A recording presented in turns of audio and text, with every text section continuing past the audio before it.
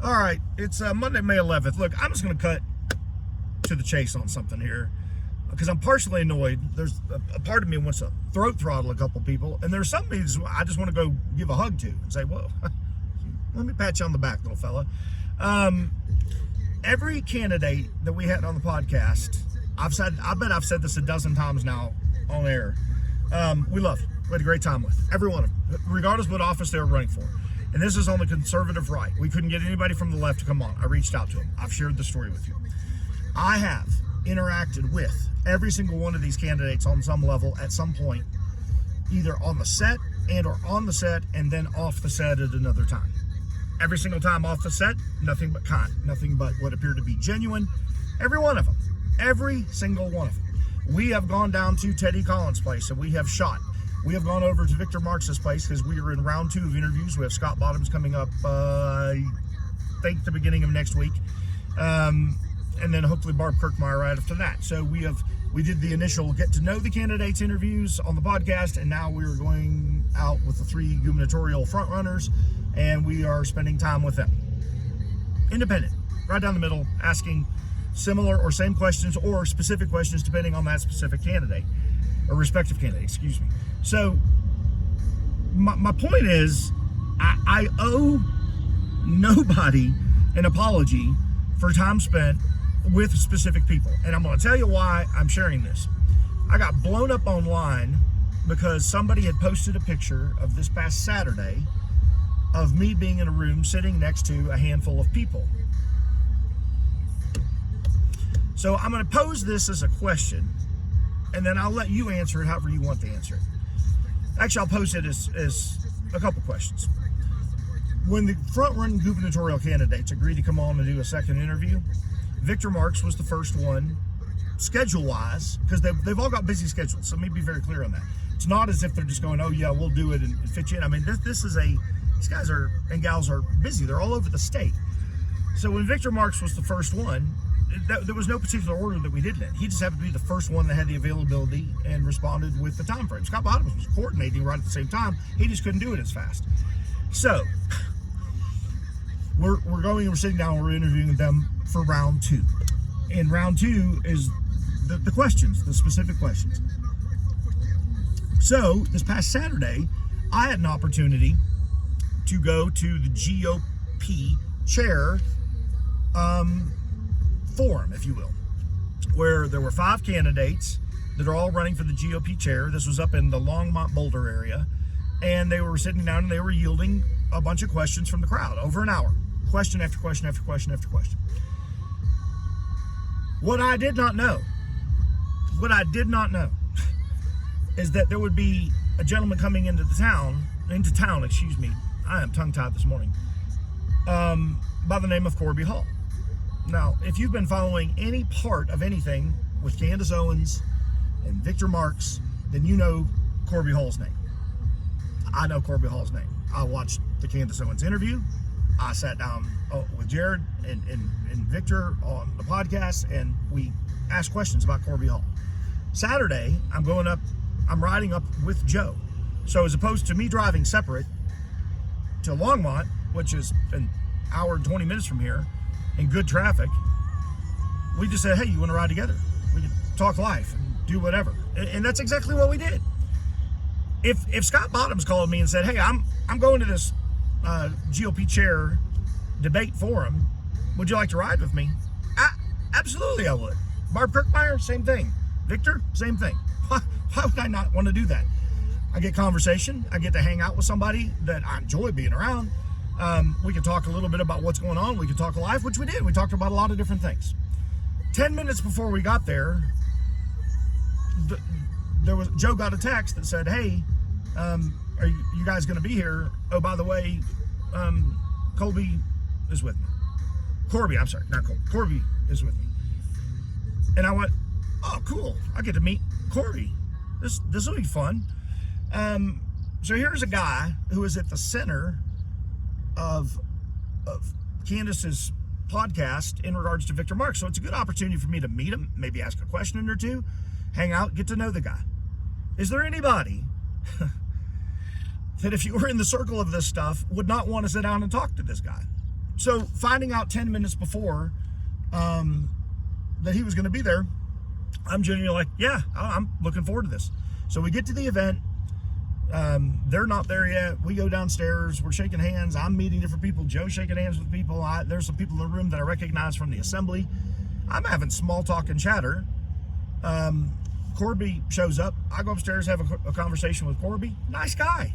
Super nice guy. Enjoy the conversation with him. We're the forum/debate thingy is over, and Joe and I get in the car. We leave. We're literally driving down the road, and I think Joe, trying to go off. I think he called his wife. I think that was the first thing he did because he loves his wife. But called his wife to say, hey, here's the update on everything that happened. And then a text came through and said, hey, are you guys coming to dinner? This is the first time I've heard about dinner. Didn't know anything about dinner. Joe looks over at me. He says, hey, you want to go to dinner? There's going to be Peter Boyles and some other people are going to be there. I said, wait a second. Peter Boyles, the talk radio show guy?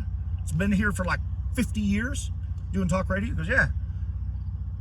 Yes, I would like that. That would be fun. Let's go sit. I would love to meet Peter Boyles.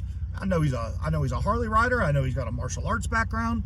I've listened to this guy. I've been here 26 years. I've listened to this guy 100 times. What a cool thing to go to dinner and sit down and meet Peter Boyles. I did not know when we got there that it was going to be Peter Boyles and Tom Martino, and it was like the who's who of talk radio. There were several people in the room that all have shows. I mean, 125 or 30 years of experience. This, for me, was a great experience. I get to meet people I've never met, I've listened to. I thought, man, what a day. I'm getting to sit down and chat with Corby Hall. I'm getting to sit down and chat with, and by the way, all these people were so much fun. They were just categorically, they were great people. Peter came over and sat down with me. I bet we talked for 15 minutes. Just about life, showing pictures. He's showing martial arts stuff. I'm showing it. We're going back and forth. We're talking about Harley Davidsons and riding. There was a gentleman in the room that was a former NASCAR crew guy. I sat down and talked about racing open wheel modified back in the day. He and I had a great conversation. He's a black belt in jiu-jitsu. I'm barely a blue belt. We had a conversation about that. I mean, it was just fun. And then the online presence comes. Somebody posts a picture of us sitting in the room. We take a group photo, and people lost their ever-loving minds. You're in there with this person and that and I'm like, what is wrong with people? So let me play this scenario out different. As I said, 2 questions. I'm not even sure I even asked the question. I went rabbit trailing. If I'm a hockey guy, if somebody came to me, and I'm a Red Wings guy through and through, but if somebody came to me and said, hey, do you want to go to lunch with Peter Forsberg and Joe Sakic tomorrow? I'm gonna be at lunch with them. They're gonna happen to be there. Do you want to go? Yeah, I do. I want to go. If somebody said, hey, do you want to go eat lunch with Ty Domi? I'd be like, yeah, I do, because I'd love to ask Ty what it was like to be in a fight with Bob Probert several times. When somebody offers you something, especially on their property, this is why I went back to Victor, and people said, you're in Victor's camp. I'm in nobody's camp. I'm in nobody's camp in any way, shape, or form. I've got questions about Victor. I've got questions about Scott. I've got questions about all of them at some point, as they would about me. This is just called human decency. If I went to Victor's place, which I did, I'm going to go in looking for a gotcha moment in Victor's house. If I think I have a gotcha moment, I'll politely reach out and go, hey, I'd like you to answer a question. Victor, Barb, Kurt, Teddy, whoever. This thing came up. What do you think? It's called common decency. Joe drove. I'm riding with Joe. He says, do you want to go to dinner? I could have said no. He looked at him and said, do you want to do this? And I said, well, yeah, that would be great. I would love to go meet these people, which is exactly what we did. So all of you online banging on me right now, first of all, if I don't know your name and you're on Facebook or in Messenger and you're banging me, ask me to coffee first. Let me just clear the air. I'll buy. But before you're going to bang on me and beat up on me and you've never shook my hand, I need you to understand I'm going to come out swinging on the other side. And I mean it, verbally or physically if I have to. I am sick and tired of getting beat up because I am trying to play middle ground and be nice to people, trying to ask questions, be a part of something that I think is hopefully helping the Republican Party and the GOP here by bringing people together, coming together, sitting down. Joe, Victor, they don't get along. I don't care. I don't care. As far as I can spit against a hurricane, when do I care if they get along? They have both treated me kind, and I feel genuinely.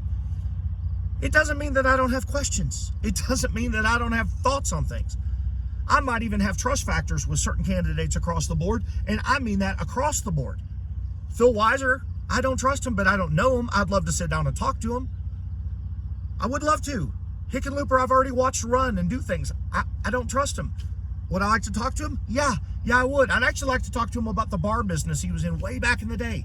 I'd like to get politics out of it. I'm curious how he built what he built. I can go online and read a story, but I want to talk to the person. So the reason I'm making this semi-lengthy video is because I got the crap kicked out of me. And no, I'm not defensive. I'm irritated. You want to beat up on me, but I understand. I'm going to come back out swinging. And at the end of the day, what all is said and done, whatever choice I make for whoever I vote for is my choice, not yours. I'm trying to bring information to the forefront, and at the exact same time, I'm trying to be hospitable and kind and chivalristic and receptive and appreciative of all of the people that are saying something. When Peter Boyle said to me, "You got to come on my show," the first thing that went through my head is, well, I need Jared here. It's Jared's podcast. I'm the co-host of it. It just happened to be that we were up there on Saturday. Corby Hall happens to be there, and we happened to go to a dinner that it wasn't even an offering until we were leaving. Didn't even know anything about it. Sat right there and listened to it come through on the phone. And so, yeah, I'm humbled that we get to go do this. But I want my buddy to be there with me. So when Peter said, "Hey, you want to come on the show?" The first thing I thought is, well, you got to get Jared and me on the show, not me. I haven't even had a chance to talk to Jared about this. And he'll be watching this video before I've even spoken to him yet. It's been a crazy busy weekend. But I'm taking the time to make this today because we have a broken GOP here in Colorado. We have people infighting. We got people suing. We got all this stuff going on. And whether I agree with or disagree with it, that's mine. Nobody gets to tell me what to do. Nobody. I fear no man. I absolutely am not going to bow down and listen to you, and I'm going to come back out punching. Find a lane and stay in it. If you can't figure out how to communicate with somebody, then just don't try it at all, I guess. I don't know what else to do. If you can't invite me to coffee to sit down to find out what I'm all about, conversation is over. Peace out. More to come.